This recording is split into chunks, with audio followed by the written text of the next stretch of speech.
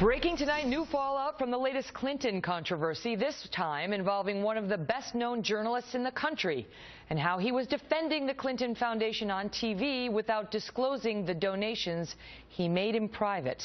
Welcome to the Kelly File, everyone. I'm Megyn Kelly. George Stephanopoulos is a former Clinton White House insider turned journalist who has reached the top of his profession. He is co-host of ABC News' morning show, host of their flagship Sunday political talk show, and today he took a big hit. Last month, Stephanopoulos got national attention for his tough interview of Peter Schweizer, the author of the book Clinton Cash. That is the blockbuster new book detailing an allegedly suspicious pattern of behavior by the Clintons, where they took hundreds of millions of dollars for themselves and their family foundation from people that had business before Hillary Clinton's State Department. Stephanopoulos landed the first interview with Schweizer, and he gave him a grilling.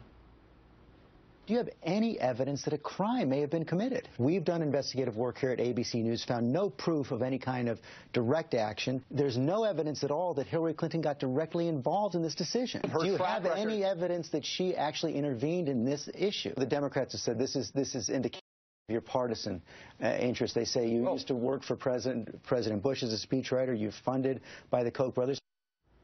What you did not hear in that interview is that as Stephanopoulos was grilling the author of Clinton Cash, Stephanopoulos failed to disclose that he himself had donated $75,000 in Clinton Cash of his own, something that he now says he should have taken care of. Joining us now, Howard Kurtz, host of Fox News Media Buzz, and Marc Thiessen, who's a former chief speechwriter for President George W. Bush and a Fox News contributor. Welcome to you both. And so let me just start with you on this, Marc. The irony of Stephanopoulos pressing Schweizer on the fact that he worked for a time in the Bush White House and therefore may be too partisan to opine on the Clintons, given his own position and what we know now.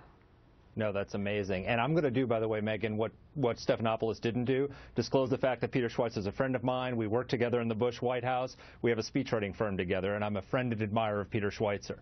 George Stephanopoulos actually questioned whether Peter Schweizer had a partisan interest in his book because he had worked for 4 months in the Bush administration when he was the communications director for the Clinton White House and the communications director for the 1992 Clinton campaign. Is it fair to say that maybe he has a partisan interest in defending Hillary Clinton? So if you look at that interview and all the quotes you had there, it certainly seems like he did. So that was a question some were raising even at the time. I mean, just sort of the irony of, Stephanopoulos of all people raising that question with Schweizer. And now, Howie, tonight, it's a bombshell that he was donating to the very foundation that he was cross-examining this author on without disclosing it. I mean, it's obviously big. Eric Wemple of the Washington Post out tonight with a piece that calls this a very serious transgression. What is your take? How bad is it? Such a bombshell. George Stephanopoulos has now had to withdraw as ABC's moderator in the Republican presidential debate next year. Look, this blunder by Stephanopoulos is so severe that it really threatens to undo what he's accomplished in his 18 years at ABC News. Now, I used to interview him. Yes, it's that serious because the Clintons is his Achilles heel because of his background. I used to interview him and get spun by him in the days when he was a campaign operative and a Clinton White House aide. But for him as a top ABC anchor to give this money to the Clinton Foundation while covering the story is in itself a grave error in judgment. But then to not tell his bosses at ABC News, to not disclose it to the viewers, it's unthinkable. What now? The ABC comes out and says we stand behind him, but as you point out, Howie, he's removed himself from hosting ABC's presidential debate. So my question to you is, if you do that as a journalist and you acknowledge that you are too conflicted to host the presidential debate, aren't you too conflicted to cover the presidential race? How are the viewers supposed to trust him in the lead up to the debate and the post-mortem after the debate, but not in the debate itself?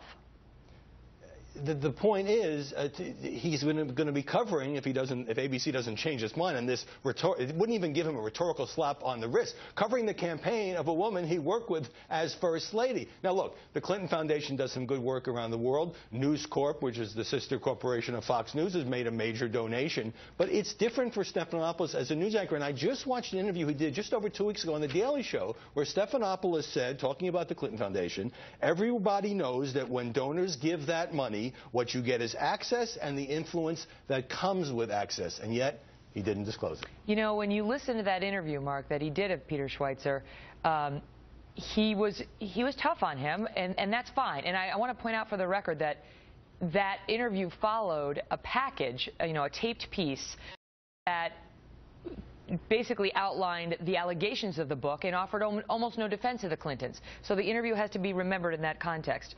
But the questions he asked of Schweizer in the interview sounded very much like what we heard from Team Clinton in defending the book, and indeed his interview wound up getting put in an ad that Hillary Clinton put together after the interview.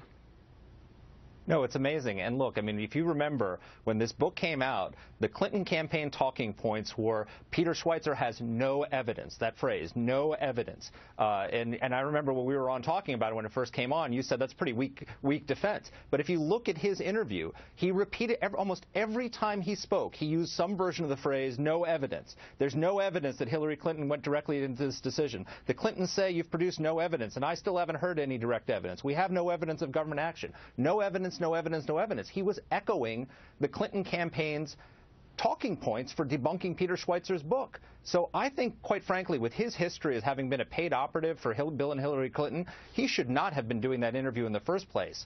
And it's really, as Howie says, I think it's questionable whether he should be covering the Clinton campaign. But Howie, you know, the ABC News has come out and said, look, and George Stephanopoulos says, I was trying to help AIDS. I was trying to fight AIDS and deforestation, and they, you know, my heart was in the right place.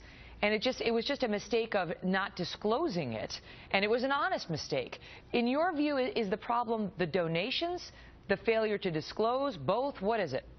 All of it, and in the damage control here has been awful, because in the initial apology, Megyn, Stephanopoulos just talked about the failure to disclose. Now he's had to expand that and says, you know, I shouldn't have given the money in the first place. I mean, great that he's giving to charity, but find any other charity on earth to give to. If you are a guy who's become one of the most famous television journalists on the planet, and you started life as a partisan Democrat with a very big the White House podium, you have a special burden to demonstrate your independence. And I'm sorry to say it, I think that George has tried to be fair at ABC, and hasn't always succeeded, but has tried to be fair. But I think that given his history and given the fact that he hid this, and it had to be disclosed by another news organization, I think he's failed that test. The other problem, Mark, is that the donations were made over the past 3 years, which is, it's not like it's been a big mystery that Hillary Clinton was gearing up for a presidential race. And it's not like the Clinton Foundation is the only one you can go to if you want to help fight AIDS or these causes. So it does raise the question of why that organization at that time. Yeah, it definitely does raise that question. And look, I mean, I think that if he wanted to show his objectivity as a journalist and prove his effectiveness, rather than bringing Peter Schweizer on his show to grill him about the book, maybe he could have been the one who landed the interview with Hillary Clinton and grilled her about Peter's book. He said they reached out to her and they declined. Well, she's not giving any interviews. She's not doing any, right? He's in the same boat as the rest of us. She won't talk. Well, we'll see what happens with ABC News. This is a difficult position for them and for him.